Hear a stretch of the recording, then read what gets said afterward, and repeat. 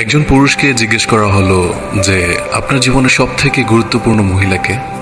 সে হালকা করে হেসে বলল, আমার স্ত্রী। অপরজন একটু আশ্চর্য হয়ে বললেন, বাকিরা তো সবাই মা বলছে। এবার সেই পুরুষটি বললেন, হ্যাঁ, অনেকেই বলতে পারে মা, তবে আমার মতে সে তো আমার মা। সে আমাকে জন্ম দিয়েছেন, তিনি তো আমাকে ভালোবাসবেন। তার সাথে তো আমার রক্তের সম্পর্ক, তার পেট থেকে আমার জন্ম। তবে আমার স্ত্রী, তার সাথে তো আমার কোনো সম্পর্কই ছিল না, তাও সে আমাকে ভালোবেসে আমার পাশে দাঁড়িয়েছে, আমার জীবনের সব সময় আমাকে শক্তি দিয়েছে। নিজের বিলাসবহুল জীবন ছেড়ে, নিজের পরিবার ছেড়ে আমার সাথে সেই অভাবের জীবনেও আসতে রাজি হয়েছে। সে শুধু আমার ভালোবাসার কথা ভেবে। তাই সেই আমার জীবনের সব থেকে বেশি গুরুত্বপূর্ণ মহিলা।